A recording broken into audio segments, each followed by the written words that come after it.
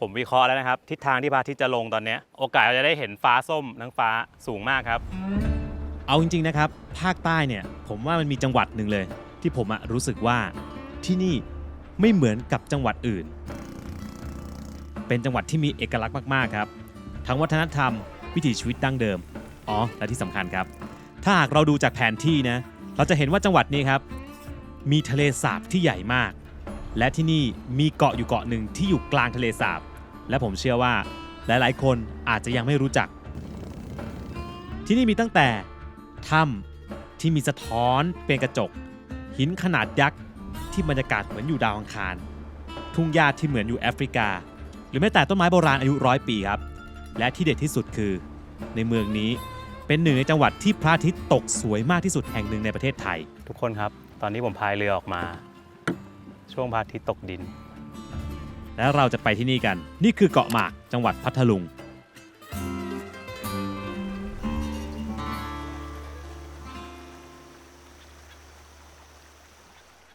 สวัสดีครับทุกคนนะฮะและตอนนี้ครับเรามาอยู่ที่จังหวัดพัทลุงนะครับซึ่งเป็นหนึ่งในจังหวัดเมืองรองแต่เป็นเมืองรองที่แบบมีของดีเยอะมากแล้วก็เป้าหมายเรานะครับรอบนี้เราจะไปที่เกาะหมากนะฮะบางคนที่ชื่อเกาะหมากอาจจะนึกถึงจังหวัดตราดใช่ไหมที่มีเกาะหมากไม่ใช่นะครับที่พัทลุงก็มีเกาะหมากเหมือนกันแต่เป็นเกาะกลางทะเลสาบพัทลุงครับเป็นหนึ่งเกาะที่ใหญ่มากแล้วก็มีสถานที่ท่องเที่ยวอันซีนที่เรียกได้ว่าหลายๆคนน่าจะยังไม่รู้จักแน่นอนนะฮะก็เดี๋ยววันนี้เราจะลองไปกันซึ่งผมเองก็เพิ่งมารู้จักไม่นานนี้จากการหาข้อมูลนะฮะแล้วก็ที่สำคัญนะครับตอนนี้เนี่ยระหว่างทางของเราเนี่ยนะครับเราที่ไปเกาะหมากเนี่ยเราจะผ่านที่อำเภอที่มีชื่อว่าตะโหมดนะฮะซึ่งต้องบอกก่อนว่าพัทลุงเนี่ยก็ถือว่าเป็นหนึ่งในจังหวัดเมืองรองที่ผมคิดว่าแบบมีเสน่ห์มากนะฮะมีชุมชนมีวัฒนธรรมมีอาหารอร่อยมีธรรมชาติต่างๆและในทริปนี้ครับเราจะลองเที่ยวแบบโลคาร์บอนกันด้วยนะฮะมาดูกันว่าครับเที่ยวแบบโลคาร์บอนเนี่ยจะเป็นยังไงฮะอย่างเช่นนี่ฮะอย่างแรกเลยเวลาผมไปเที่ยวผมชอบพกอย่างนี้ไปนี่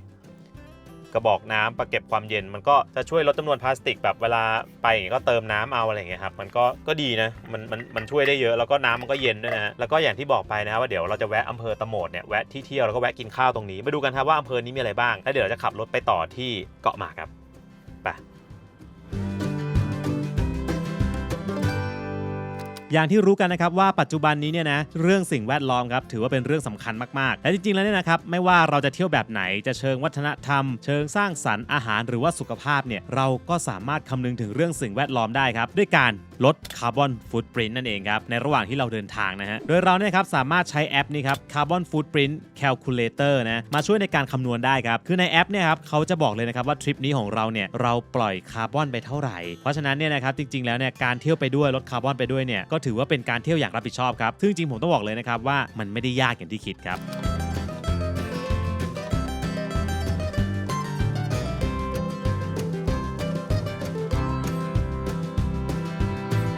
ครับเรามาในเขตโรงเรียนนะคือมันจะมีกิจกรรมหนึ่งของชุมชนนะครับคือการมากินปิ่นโต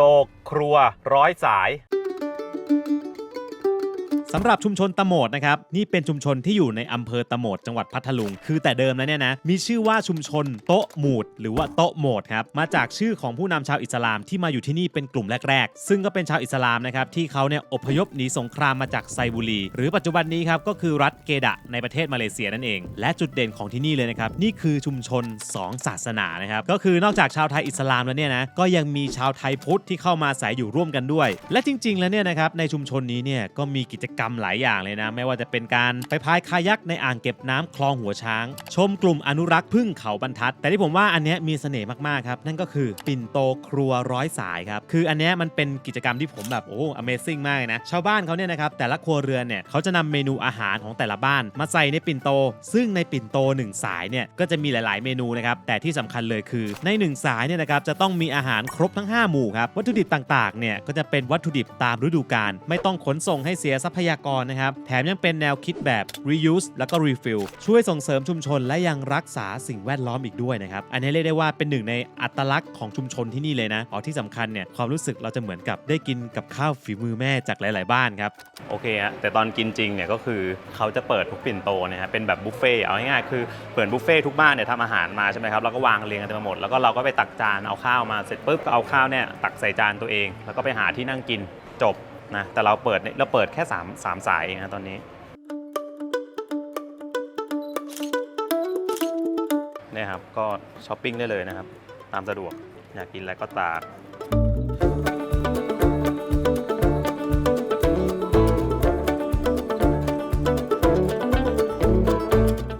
คนคิดง่ายๆครับแล้วเหมือนเรามากินกับข้าวบ้านคนอื่นอ่ะคือทุกบ้านทำกับข้าวหมดก็คือวันนี้บ้านเราทำอะไรใช่ไหมแล้วก็มาใส่ปิ่นโตแล้วก็มารวมกันก็เป็นแบบกิจกรรมหนึ่งของชาวบ้านที่นี่นะฮะอย่างอันนี้ผมก็ตักมาอย่างละนิดหลังละหน่อยก็คืออยากกินอะไรก็ตักจริงๆคือถ้าเขาเปิดหมดเนี่ยฮะร้อยสายนี่คือแบบกับข้าวมันจะเยอะมากเลยนะแบบเยอะสุดๆไปเลยเพราะนั้นแต่ละบ้านเนี่ยข้าวก็จะไม่เหมือนกันอาหารเนี่ยอาจจะเป็นชนิดเดียวกันแต่รสชาติก็ไม่เหมือนกันก็คือมันแรนดอมมากมันเป็นอะไรที่แบบโอ้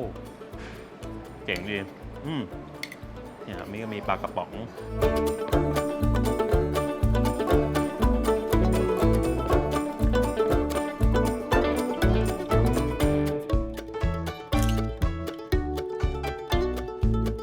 โอเคครับกินเรียบร้อยแล้วฮะอร่อยมากคือต้องบอกว่าไงมันเป็นอีกฟีลหนึ่งอ่ะเหมือนอารมณ์ว่าเราอยู่ในหมู่บ้านแห่งหนึ่งใช่ไหมครับแล้วก็ทุกคนกำกับข้าวแล้วก็เอามาแชร์กันตรงกลางอะไรอย่างเงี้ยคราวนี้แบบโอ้ยิ่งใหญ่อลังการอาหารเต็มไปหมดกินกันจนแบบอย่างละคำก็ได้อะจะได้แบบชิมละของหลายๆบ้านหน่อยนะฮะจริงๆต้องบอกว่าที่ตโนดเนี่ยครับเขาก็มีเป็นแพ็กเกจทัวร์ของชุมชนนะฮะซึ่งเราสามารถที่จะซื้อได้มันมีหลายกิจกรรมซึ่งเราสามารถแบบจ่ายในราคาเดียวแต่ได้ชมวิถีชีวิตได้ไปทำกิจกรรมสนุกๆเต็มไปหมดเลยนะซึ่งถือว่าเป็นอีกหนึ่งวิธีการท่องเที่ยวที่ดีมากแล้วก็ที่สำคัญเลยคือทุกอย่างเขาก็เป็นแบบโลคาร์บอนเนี่ยนะมันก็ทำให้เราแบบรู้สึกว่าการมาของเรามันไม่ได้สร้างผลกระทบต่อสิ่งแวดล้อมมากจนเกินไปคือต่อให้มันมีผลกระทบก็น้อยที่สุดนะฮะเดี๋ยวเราจะขับไปต่อนะครับในพัทลุงเนี่ยมันไม่ได้มีแค่นี้แน่นอนครับก็เดี๋ยวเราไปกันนะครับทุกคนจะได้เห็นได้ว่าที่นี่มันมีอะไรบ้างไป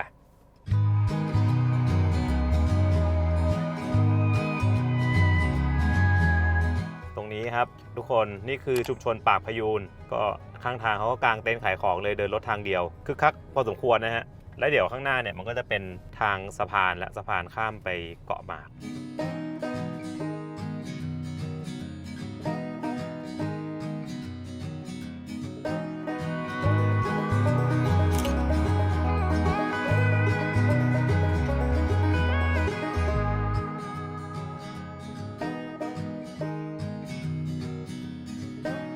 โอเคตอนนี้เราอยู่บนเกาะหมากแล้วนะครับแต่ว่าเราจะข้ามไปที่เกาะนางคำก่อนเพราะว่าเกาะนางคำมีสิ่งหนึ่งที่เราจะต้องไปนั่นก็คือแกรนด์แคนยอนเกาะนางคำก็จริงมันเป็นเกาะที่เขามีสะพานเชื่อมติดกันนะฮะเมื่อกี้เราก็ข้ามสะพานมาจากฝั่งพัทลุงเรียบร้อยแล้วเดี๋ยวเราไปดูฮะ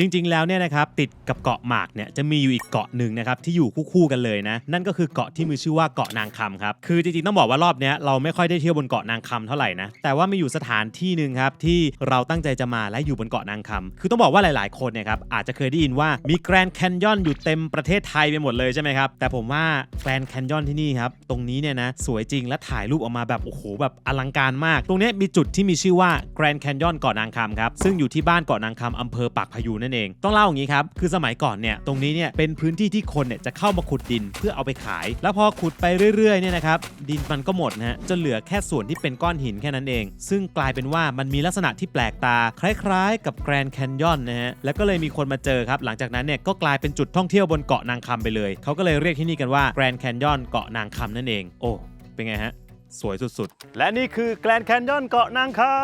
ำถึงแล้วโอ้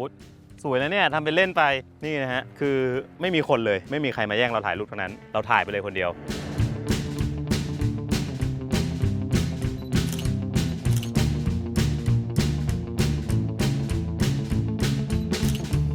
เนี่ยฮะอย่างที่ทุกคนเห็นครับคือมันสวยมากจริงๆนะแล้ววันนี้ฟ้าใสด้วยคือแบบอลังอ่ะเป็นถ้าอยู่ในจังหวัดที่ไม่ใช่จังเมืองรองอ่ะผมว่าที่นี่คือคนล้นไปแล้วอ่ะเพราะว่าคนน่าจะอยากมาถ่ายรูปอะไรอย่างเงี้ยแต่นี่ด้วยความที่ว่ามันอยู่เมืองรองแล้วเมืองรองไม่พอมันยังอยู่ในพื้นที่ที่แบบคนยังไม่ค่อยมาเที่ยวด้วยอ่ะโอ้โหแบบสวยมากถึงแม้มันจะไม่ได้เป็นธรรมชาติ 100% นะฮะแต่มันแบบมันออกแบบมาดีมาก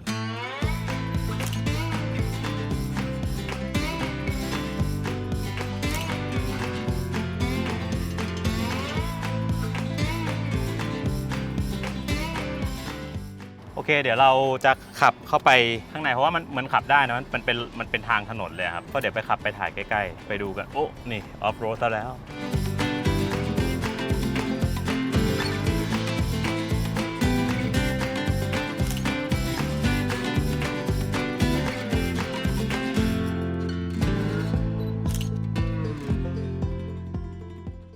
และจุดหมายปลายทางของเราในรอบนี้นะครับที่เราตั้งใจจะมาจริงๆนะนี่คือเกาะที่มีชื่อว่าเกาะหมากครับจริงๆแล้วเนี่ยนะครับนี่เป็นหนึ่งในเกาะกลางทะเลสาบสงขลาซึ่งบนเกาะนี้เนี่ยนะครับจะมีการค้นพบหลักฐานทางโบราณคดีที่ทำให้เรารู้ว่าในอดีตเนี่ยนะตรงพื้นที่นี้เนี่ยเคยเป็นที่อยู่ของมนุษย์มาตั้งแต่ยุคก่อนประวัติศาสตร์อีกนะครับมีการค้นพบขวานหินโบราณแล้วก็ซากวัดหลายๆแห่งบนเกาะด้วยนะเขาก็เลยเชื่อกันว่านะครับในอดีตเนี่ยเป็นเมืองที่เจริญทางด้านการค้าและเป็นศูนย์กลางคมนาคมทางทะเลด้วยโดยคำว่าเกาะหมากนะครับอันนี้เขาเล่าต่อๆกันมานะคือมันเพี้ยนมาจากคำว่าเกาะมีมากเพราะมีเกาะเล็กเกาะน้อยครับล้อมรอบอยู่มากนั่นเองปัจจุบันนี้นะครับชาวบ้านบนเกาะเนี่ยก็ยังคงยึดถือวิถีชีวิตแบบชาวประมงดั้งเดิมอยู่นะ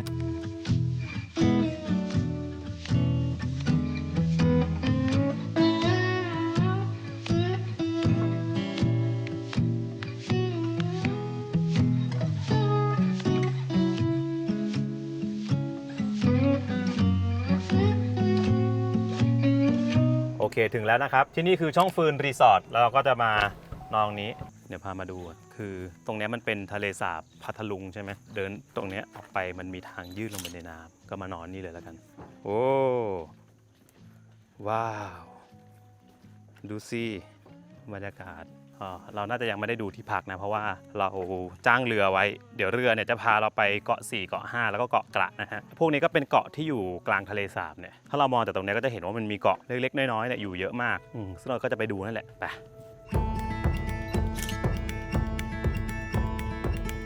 ดูดิบ้านแบบสร้างด้วยเป็นไม้แล้วก็มาปักเยอะๆเห็นปะ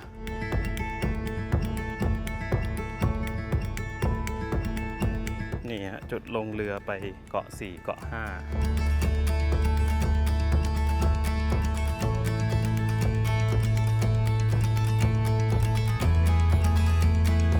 ผมบอกเลยว่าเรือนะครับเป็นเขาเรียกว่าเรืออะไรนะอย่างเงี้ยอันนี้เรียกเรืออะไรครับพี่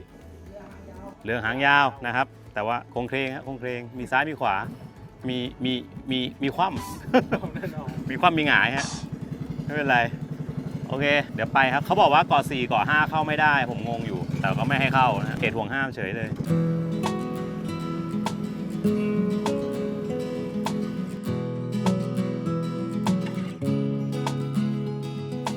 แล้วรู้ไหมครับว่าบนเกาะหมากเนี่ยนะยังมีของเด็ดของดีจังหวัดพัทลุงอยู่อย่างหนึ่งครับนั่นก็คือกุ้งสามน้ำก็คือเป็นกุ้งกล้ามกรามนะครับที่เติบโตตามธรรมชาติในทะเลสาบสงขลานะโดยที่มาของชื่อกุ้งสามน้ำเนี่ยนะครับมันมาจากลักษณะของน้ำในทะเลสาบครับที่จะมีอยู่ทั้งหมด3แบบด้วยกันนั่นก็คือน้ำจืดน้ำกร่อยแล้วก็น้ำเค็มคือต้องบอกว่าอันเนี้ยนะครับเป็นข้อมูลที่ค่อนข้างเซอร์ไพรส์นะเพราะว่าเรามาทำการหาข้อมูลทีหลังใช่ไหมต้องบอกว่าอย่างนี้ฮะในเดือนพฤศจิกายนเนี่ยนะครับจนถึงเดือนกุมภาพันธ์ที่นี่จะเป็นน้ำจืดครับและในเดือนมีนาคมจนถึงกรกฎาคมเนี่ยจะเป็นน้ำกร่อยและเดือนสิงหาคมจนถึงเดือนตุลาคมจะเป็นน้ำเค็มครับทำให้กุ้งที่นี่เนี่ยนะครับมีเนื้อสัมผัสที่แบบแน่นรวมถึงรสชาติที่มีเอกลักษณ์ต่างจากกุ้งพันธุ์อื่นๆด้วยและถ้าเรากินเสร็จแล้วนะครับเขาก็จะมีกิจกรรมที่ให้เราเนี่ยสามารถอนุรักษ์พันธุ์สัตว์น้ำได้ด้วยนะอย่างกิจกรรมกินร้อยปล่อยล้านเป็นกิจกรรมที่ทำให้เราเนี่ยสามารถปล่อยพันธุ์สัตว์น้ำจากธนาคารสัตว์น้ำเนี่ยลงสู่ทะเลสาบนั่นเองซึ่งในปัจจุบันนี้เนี่ยนะครับเกาะหมากถือว่าเป็นสถานที่ท่องเที่ยวเชิงอนุรักษ์แห่งหนึ่งของประเทศไทยเลยแหละ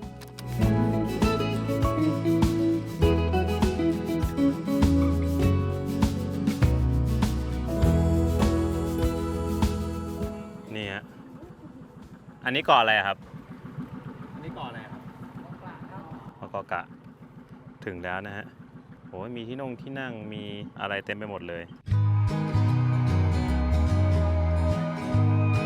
อย่างที่บอกนะครับว่ารอบๆเกาะหมากเนี่ยจะมีเกาะเล็กๆน้อยๆเนี่ยอยู่เยอะแยะเต็มไปหมดซึ่งเรามากันที่เกาะนี้ครับเกาะนี้มีชื่อว่าเกาะกระเป็นเกาะขนาดเล็กที่จริงๆแล้วเนี่ยนะเราสามารถเดินรอบๆเกาะได้เลยนะครับและไฮไลท์สำคัญบนเกาะนี้เลยคือที่นี่มีถ้ำกระจกครับมีลักษณะเป็นถ้ำเตี้ยๆเนี่ยแล้วก็มีบ่อน้ำด้านในซึ่งน้ำในบ่อเนี่ยนะครับมันนิ่งจนเหมือนกับทำให้เราเนี่ยเวลามองเข้าไปเนี่ยเหมือนกับเป็นกระจกสะท้อนนะครับก็เลยเป็นที่มาของชื่อถ้ำกระจกนั่นเองอ๋อคืออันนี้เหรอโอ้ยมันเป็นกระจกจริงด้วยน้ำมันนิ่งจนแบบเห็นเป็นกระจกเลยทุกคนเห็นปะโอเคครับทุกคนจากในรูป reference ที่เราหามานะครับตรงนี้เวลาจะถ่ายรูปนะครับคุณจะต้องเข้าไปข้างในนั้นเพื่อนั่งแล้วก็เอากล้องเนี่ยซูมเข้าไปก็จะเห็นว่าเหมือนอยู่ในถ้ำกระจกนะฮะเรามาดูกันนะครับใครนอสรรหาถ้ำ โอ้โหมันแคบมาเนี่ยเอาตรงนี้ก่อนนะ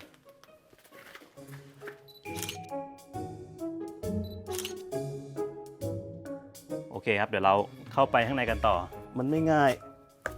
นะทุกคน ไม่ฉันต้องลำบากขนาดนี้โอ้ได้ไหมโอเคครับเรียบร้อยครับคนเราอยากได้รูปสวยก็ต้องลงทุนนิดนึงออกไงวะเนี่ยผมไม่ค่อยแนะนำให้คนที่ โอ้โอ้ยจิ้มหลังโอเคไปตาเอิร์ธแล้ว อ๋อเขามาขอหวยกันเหรอครับที่นี่ บางคนก็มาก็ถูกเลยนะ เนี่ยเต็มหมดเลยยังมันเป็นพันแต่ที่มันจุดไว้ อ๋อนี่คือจุดคนที่ถูกหวยอ้าวเอาแล้วที่ใหม่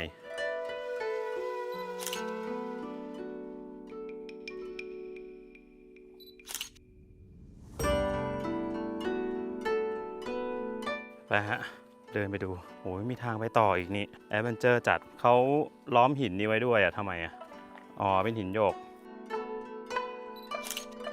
และส่วนรอบๆเกาะเนี่ยนะครับก็จะมีเหมือนกับรูปเคารพนะครับที่เป็นความเชื่อต่างๆนะทั้งหลวงปู่ทวดเจ้าแม่กวนอิมรูปปั้นนักสัตว์นะฮะซึ่งต้องบอกเลยนะครับว่าที่นี่เนี่ยโอ้โหมีความเชื่อต่างๆรวมอยู่บนเกาะเต็มไปหมดคือบนเกาะนี้เนี่ยนะครับจะมีต้นโพอยู่ต้นหนึ่งเนี่ยนะเขาเชื่อว่าเป็นต้นโพศักดิ์สิทธิ์ครับที่จะบันดาลเรื่องโชคลาภให้กับคนที่มาขอพรคนเนี่ยก็เลยมักจะนั่งเรือครับมาขอเลขเด็ดกันที่นี่นะครับซึ่งก็เป็นที่เรื่องลือนะครับว่ามีคนถูกหวยบ่อยมากนะครับเดี๋ยวก็มาดูกันครับว่าเราจะถูกไหมเพราะว่าผมก็แอบขอไปเหมือนกันโอเคมีวิวสวยเริ่มแอดเวนเจอร์แล้วจากตอนแรกดูมาสบายๆนะฮะเริ่มทะลุถ้ำเฮ้ยทะลุมาเจอต้นไม้เจอป่าเอาจริงมันสวยมากเลยนะมันธรรมชาติสุดๆเนี่ยเมื่อกี้เขาบอกว่านี่คือโพเงินโพทองนะแล้วก็มองขึ้นไปเห็นมันแบบแตกรากแบบยิ่งใหญ่อลังการเหมือนกันนะเนี่ยนี่ฮะ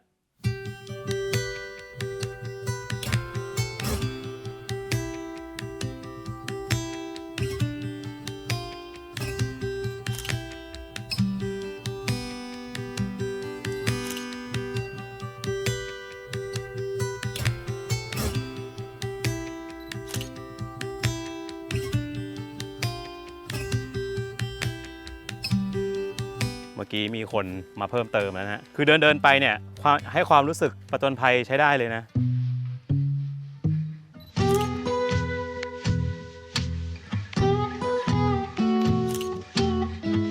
นะครับเดินมาเจอเทพผมไม่มั่นใจนะครับว่าองค์นี้ชื่ออะไรแล้วก็ข้างในก็มีอีกนะครับ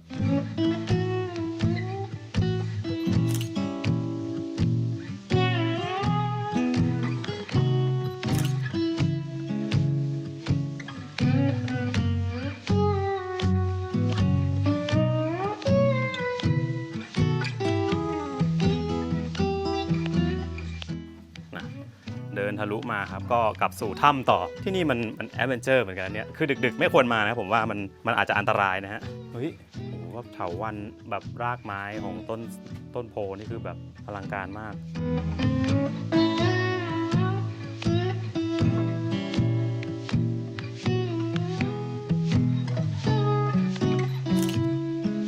นี่ทุกคนมันมีจุดถ่ายรูปเยอะเหมือนกันนะเนี่ยอุโมงค์ธรรมชาติอุโมงค์ลอร์ดออฟเดอะริงไม่เชื่อลองไปนั่งถ่ายรูปดู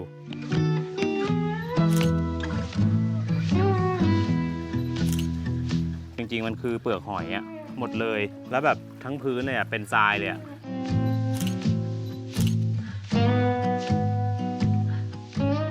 โอเคน่าจะด่านสุดท้ายครับนี่ฮะ มันเหมือนผ่านด่านไปเรื่อยๆเหมือนกันนะนี่คือช่องแคบอะไรครับเนี่ย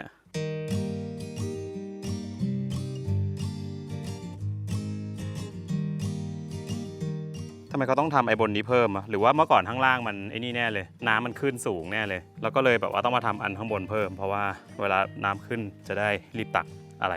นี่ตรงนี้ดูไม่ปลอดภัยเท่าไหร่ดูกรอบ ดูแบบว่าเป็นการประกอบขึ้นมาใหม่เล่นแร่แปรธาตุใกล้แล้วฮะใกล้จะหมดแรงนะฮะและแล้วครับเราก็เดินทางมาถึงทางออกจนได้ครับและนี่คือทางออกแล้วเรือของไอ้กรุ๊ปหนึ่งที่มาเป็นไงคนละเรื่องกับเราเลยลัมเบอร์เริ่มนะแต่ว่าเรามาแบบโลคอลสุด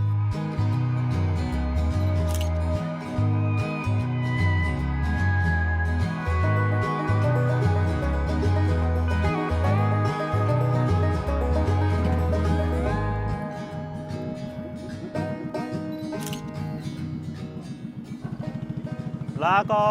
นเอ้ยหวาดเสียว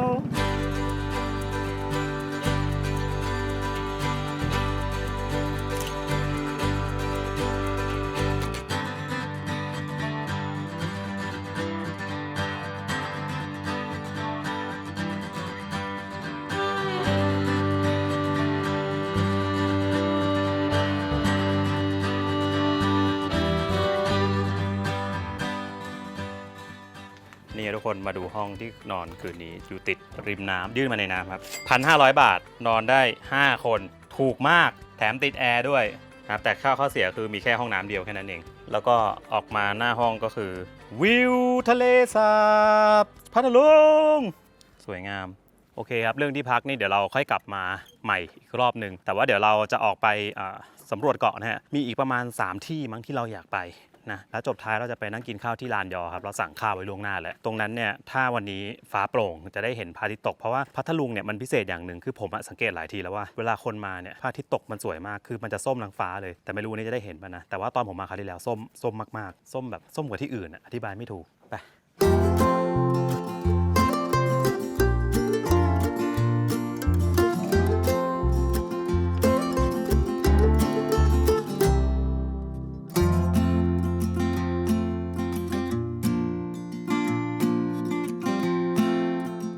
อันนี้บ้านป้าเขาเราแวะมาดูครับทุ่งหญ้าสวรรณาน้ำไม่แห้งแต่ว่าเดี๋ยวยืนถ่ายจากไกลๆให้ดูก่อนคือไอ้ต้นไม้ที่มันขึ้นกับหญ้าที่มันขึ้นนี่มันสวยมากนะแต่มันเปียกใช่เปียกหมดเลยแต่คือบรรยากาศนี่คือใช่อ่ะแอฟริกาแน่ๆหันไปดูครับ โดยปกติเนี่ยนะครับถ้าพูดถึงทุ่งหญ้าสวรรณาเนี่ยหลายคนจะคิดถึงบรรยากาศแบบแอฟริกาใช่ไหมที่เป็นทุ่งหญ้าสีน้ำตาลและบนเกาะเนี่ยนะฮะก็จะบอกว่าเกาะหมากเนี่ยมีพื้นที่หนึ่งครับที่มีลักษณะคล้ายๆกันเลยนะเขาก็เลยเรียกที่นี่กันว่าทุ่งสวรรณาเกาะหมากนั่นเองซึ่งพื้นที่ตรงนี้เนะครับจริงๆมันเป็นป่าพรุครับตรงหญ้าที่เราเห็นเนี่ยมันคือต้นกระจูดหนูถ้าช่วงหน้าฝนก็เป็นสีเขียวครับส่วนช่วงหน้าร้อนจะออกเป็นน้ำตาลแห้งๆนะส่วนต้นไม้ที่เราเห็นอยู่ตรงนี้ครับนี่คือต้นเสม็ดขาวเป็นอีกหนึ่งจุดเช็คอินนะครับถ่ายรูปบนเกาะหมากอ่ะจริงๆแล้วมันสวยนะอ่ะลองดูรูปครับ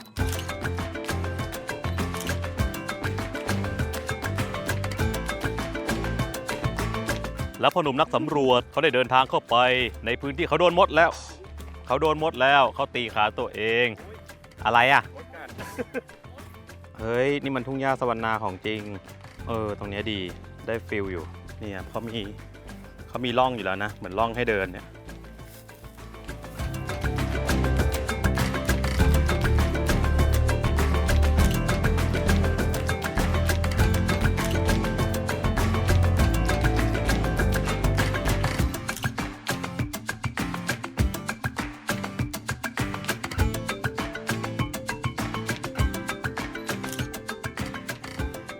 คืออันเนี้ย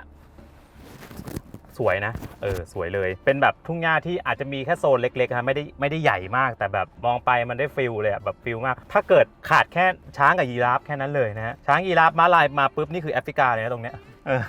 แต่ตอนนี้มันไม่ได้ส้มมากด้วยเนาะมันออกแบบเขียวๆส้มๆถ้ามันเป็นช่วงส้มๆนี่คือแบบน่าจะใช่เลยเดี๋ยวเราน่าจะได้ไปอีกสักที่2ที่เราก็จะไปกินข้าวเย็นตรงลานชมดาวลานยออะไรนะ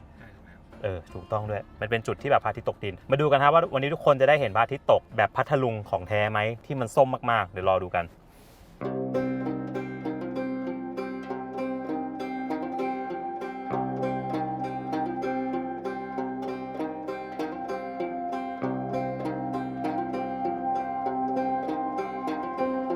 ถึงแล้วครับวัดเกาะโคบก็จะเป็นสะพานไม่ใช่สะพานสิบันไดพญานาคขึ้นไปมีคนมาไหว้พอดีเลย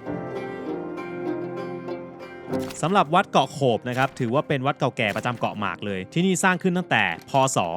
2490 จุดเด่นเลยนะครับก็คือจะมีเจดีย์รูปทรงระฆังสีทองนะครับสูงประมาณ10 เมตรอันนี้จะตั้งอยู่ริมน้ำเลยนะครับและภายในเจดีย์เนี่ยนะครับจะประดิษฐานพระบรมมาสารีริกธาตุเอาไว้นะและบอกเลยนะว่าวัดนี้เป็นวัดที่เหมาะสำหรับสายมูอีกแล้วครับเพราะที่นี่เนี่ยจะมีตาครูหมอที่เป็นที่เคารพศรัทธาของชาวบ้านด้วยนะครับและหลายๆคนเนี่ยก็จะชอบมาขอพรกันนั่นเองทางนี้มีบันไดเก่าด้วยนะฮะไม่ได้ใช้แล้วโผล่มาเจอพระอภัยมณีกับนางเงือกพอดี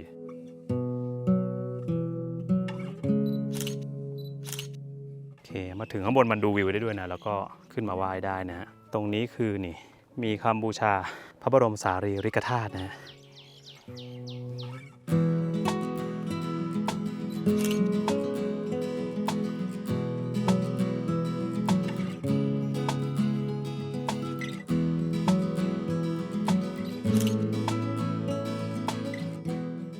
นี่ไหว้คนเดียวซะด้วย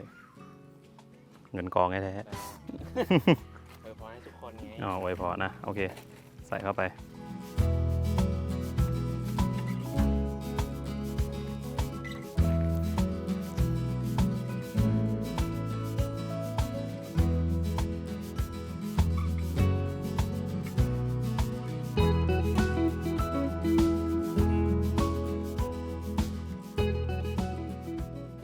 โอเคครับ ตรงนี้คือไซโอบรักนะครับรุกขศรัทธาแห่งบ้านหัวหิน คือเป็นต้นไทรที่แบบใหญ่มากใหญ่แบบใหญ่เลยใหญ่จริงๆจังๆแล้วก็เนี่ยฮะเวลาเราไปเห็นอะไรแบบนี้เช่นแบบต้นไม้ใหญ่ๆหินศักดิ์สิทธิ์โบราณสถานนี้ไอ้ปอบขอร้องนะทุกคนอย่าไปขีดเขียนอย่าไปทำเขียนเล่นครับมันมีมูลค่าทางเศรษฐกิจมีทั้งแบบมูลค่าทางจิตใจมีทั้งมูลค่าทางประวัติศาสตร์หลากหลายอย่างนะฮะเพราะนั้นเราจะไปเที่ยวไหนก็แล้วแต่เราควรมีความรับผิดชอบแล้วก็รักษาให้มันอยู่นานๆให้รุ่นลูกรุ่นหลานเราได้ดูกันนะโอเคเดี๋ยวเรามาไหว้ถ่ายรูปนะครับดูความสุดยอดของที่นี่กันโอ้ใหญ่มาก ต้นไม้ที่เราเห็นอยู่กันตอนนี้นะครับทุกท่านเขาเรียกกันว่าต้นไทรโอบรักเป็นต้นไม้โบราณแล้วนะครับที่อยู่คู่กับเกาะหมากมายาวนานมากคือจากคำบอกเล่าของชาวบ้านเนี่ยนะครับเขาบอกว่ามีอายุมายาวนานถึง600 ปีเลยนะซึ่งสาเหตุที่เป็นชื่อต้นไทรโอบรักนะครับมาจากที่ตอนแรกตรงนี้เนี่ยมีแค่ต้นรักเท่านั้นนะแต่หลังจากนั้นครับก็เริ่มมีต้นไทรเนี่ยโตขึ้นมาเรื่อยๆครับจนล้อมต้นรักเอาไว้อันนี้มหัศจรรย์มากนะก็เลยเป็นที่มาของชื่อนั่นเองรวมถึงคนในพื้นที่เนี่ยนะครับเขาก็เชื่อว่าต้นไม้เนี่ยมีเทวดาคอยปกปักรักษาอยู่นะครับหลายๆคนเนี่ยก็เลยมักจะมาขอพรซึ่งส่วนใหญ่เนี่ยแน่นอนทุกคนรู้อยู่แล้วนะครับว่าต้องขอพรเรื่องความรักแน่นอนนะครับเช่นขอให้มีรักที่ยืดยาวอะไรประมาณนั้นหรือก็บางคนอาจจะมาขอให้เจอเนื้อคู่อะไรแบบนี้นะ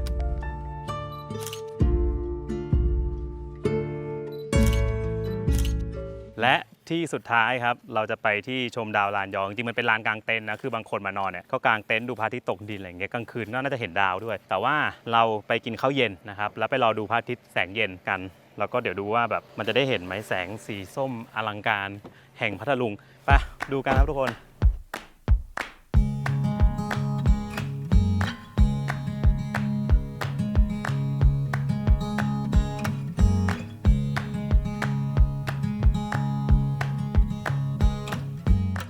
ครับถึงแล้วที่สุดท้ายของวันนี้นะฮะชมดาวลานยอกินข้าวเย็นแล้วก็จะมาดูพระอาทิตย์ตกกันนะจ๊ะและมื้อเย็นของเราเนี่ยนะครับผมแนะนำให้มาที่นี่เลยนะนี่คือชมดาวลานยอคือเมื่อก่อนเนี่ยนะครับเป็นแค่จุดลงเรือธรรมดาเท่านั้นนะแต่ภายหลังเนี่ยครับเขามีการปรับปรุงพื้นที่ตรงนี้ให้กลายเป็นอีกหนึ่งสถานที่ท่องเที่ยวของเกาะด้วยนะก็จะเป็นลานชมดาวนะครับแล้วก็จะมียอจับปลาเนี่ยที่เป็นเอกลักษณ์ของพัทลุงเนี่ยนะครับเอาไว้ให้นักท่องเที่ยวเนี่ยได้มาลองยกยอกันได้ด้วยนะรวมถึงจะมีอาหารชุมชนครับทำมาให้เราได้ลองกินและก็มีกุ้งสามน้ำที่เป็นเมนูชื่อดังของที่นี่ด้วยนะครับซึ่งที่นี่เนี่ยนะนอกจากเราจะมาทานข้าวได้แล้วเนี่ยยังมีบริการเรือเที่ยวเช่าจักรยานนะครับหรือเขาเปิดเป็นที่พักสำหรับสายแคมปิ้งนะที่ชอบมากางเต็นท์ได้ด้วยนะครับอ๋อและที่ผมชอบมากเลยคือเขามีเรือคายักเนี่ยสามารถพายออกไปกลางน้ำนะครับแล้วก็ไปเล่นชิงช้านะฮะและดูวิวพระอาทิตย์ตกดินของพัทลุงซึ่งผมบอกเลยนะว่าโอ้มันสวยมากอ๋อและที่สำคัญนะครับที่นี่เขาใช้ไฟน้อยมากๆเลยนะครับใช้ไฟฟ้าแค่1 วัตต์เท่านั้นเองไม่เปลืองพลังงานเลยอุ้ยนี่มียอด้วยเห็นไหมทุกคนออริจินอลของพัทลุงก็ต้องมียอนะโหสวยมากโหบรรยากาศดีมากครับตอนนี้แล้วเนี่ยทุกคนไม่รู้มันในกล้องมันจะเห็นไหมนกนางแอ่นมันบินเต็มเลยเห็นป่ะตัวเล็กๆเนี่ยดำๆเนี่ยผมวิเคราะห์แล้วนะครับทิศทางที่พระอาทิตย์จะลงตอนนี้ไม่มีเมฆเพราะนั้นเย็นนี้โอกาสเราจะได้เห็นฟ้าส้มทั้งฟ้าสูงมากครับคนรอดูเลยเรามารอดูกันว่าเราจะได้เห็นไหม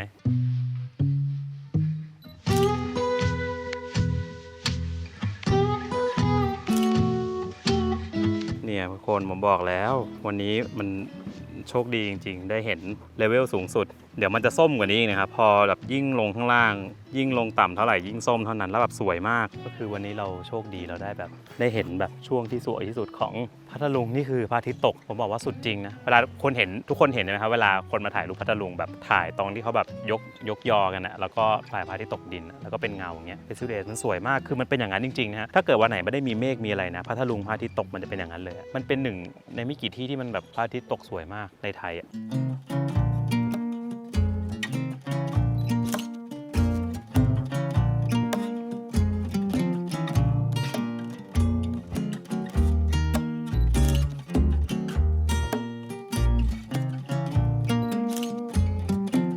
ดี๋ยวเราพายคายักไปไอ้ตรงนั้นได้มีชิงช้าโหแล้วตอนนี้แบบฟ้าส้มแล้วอะ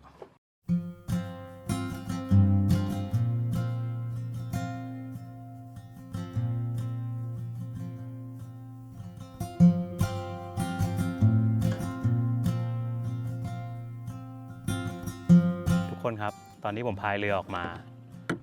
ช่วงพระอาทิตย์ตกดินเห็นไหมฮะ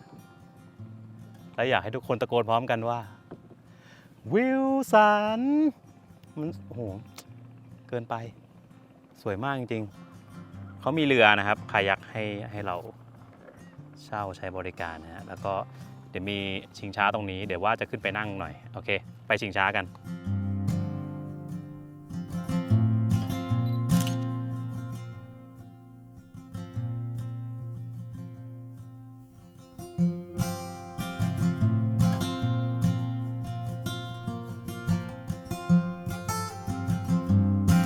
ในที่สุดครับ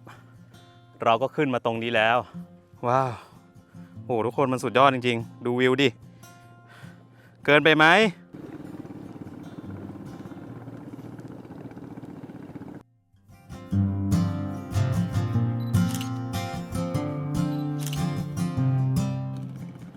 ดีมากเลยอะไม่มีอะไรแบบสวยกว่านี้แล้วอะสวยมากจริงๆ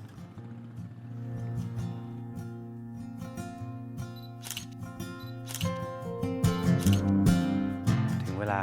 กลับไปกินข้าวนะครับทุกอย่างมันแบบเพอร์เฟกต์ดีมากจริงๆทุกคนไปฮะเรือเราอยู่นี่ลำน้อยเรือลำน้อยยิงแอบไปย่าเหมือนกันนะคนเดียวเนี่ย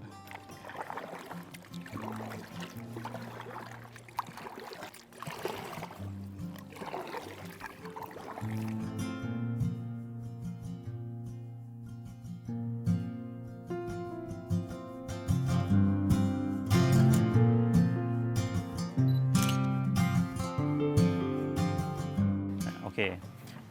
มี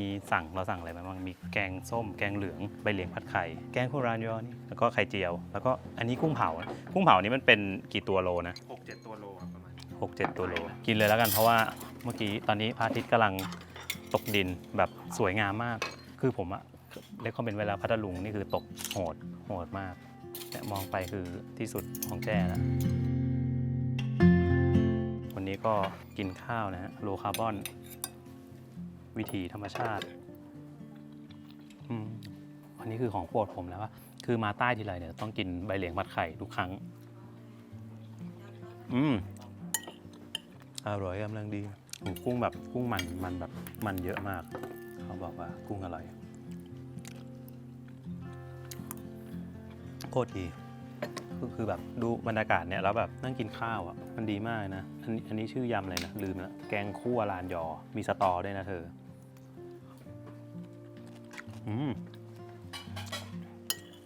เข้มข้นอร่อยถ้าเดี๋ยวดึกๆเนี่ยตรงเนี้ยก็ฟ้าเปิดอย่างเงี้ยเห็นดาวเมื่อใครชอบถ่ายรูปดาวก็รอถ่ายได้นะแต่ตอนนี้ชมบรรยากาศแล้วกินข้าวกันครับไป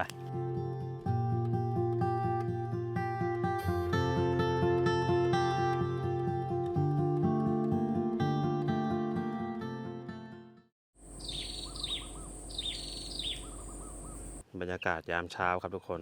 ก็เดี๋ยวเราจะมูฟนะครับก็ที่นี่ก็ชิลดีนะแบบสไตล์แบบโลคอลนะฮะแล้วก็ตื่นมาก็จะเห็นวิวแบบเนี้ยทะเลสาบพัทลุงและเรียบร้อยครับนี่คือทริปหนึ่งในเมืองรองที่ผมคิดว่าแบบมหัศจรรย์มากๆที่เที่ยวดีนะฮะนั่นคือจังหวัดพัทลุงนะฮะและนี่ก็คือเกาะหมากเกาะนางคำผมเชื่อว่าหลายๆคนเนี่ยอาจจะยังไม่เคยมาเที่ยวแล้วจริงๆแล้วมันน่ามาเที่ยวมากนะครับแล้วก็บรรยากาศดีนะพระอาทิตย์ตกสวยมากนะครับที่พัทลุงเนี่ยนะฮะนั่นแหละครับและสุดท้ายนี้นะครับเราก็อยากจะบอกว่าถ้าเราเที่ยวอย่างมีความรับผิดชอบแบบนี้นะครับบอกเลยนะว่าเราสามารถที่จะลดคาร์บอนเนี่ยไปได้หลายตันเลยนะครับอย่างพวกเราในทริปนี้นะครับก็มีการปล่อยคาร์บอนออกไปทั้งหมดนี่ครับทำให้มลพิษธรรมชาติเนี่ยครับลดลงครับเราเผลอๆเนี่ยนะครับค่าใช้จ่ายเราเนี่ยก็จะลดลงด้วยนะฮะใครไม่รู้นะครับจะเริ่มยังไงครับลองตามรูทของเราดูก็ได้นะครับก็ตามแบบนี้ได้เลยในดูกราฟิกนะฮะบอกเลยนะครับว่ามันไม่ใช่เรื่องยากนะครับและอยากให้ทุกคนเนี่ยหันมาเที่ยวแบบนี้กันดูนะผมบอกเลยว่ามันก็เป็นเรื่องสำคัญณปัจจุบันนะครับที่เราจะต้องจริงจังกับเรื่องภาวะต่างๆที่เกิดในโลกของเราครับไม่ว่าจะเป็นเรื่องของโลกร้อนหรืออะไรก็แล้วแต่เราจะเห็นว่าในหลายปีที่ผ่านมานะครับช่วงใกล้ๆเนี่ยโลกเราแปรปรวนนะครับเรื่องแบบอากาศเริ่มหน้าหนาวเริ่มไม่หนาวหน้าร้อนเริ่มฝนตกหนักน้ำเริ่มท่วม มหรืออะไรเกิดขึ้นในทุกๆประเทศทั่วโลกครับโดยเฉพาะประเทศไทยเราเนี่ยถือว่าเป็นหนึ่งในประเทศที่ได้รับผลกระทบจากภาวะนี้นะครับเพราะฉะนั้นเราต้องเริ่มต้นที่พวกเราเนี่ยแหละฮะที่ออกเดินทางเนาะแล้วก็ช่วยกันนะครับเดี๋ยววันนี้ไปแล้วนะครับใครชอบวิดีโอนี้ก็อย่าลืมกดไลค์กดแชร์กด Subscribe นะครับวันนี้ชมวิวบรรยากาศทะเลสาบพัทลุงลาไปแล้ว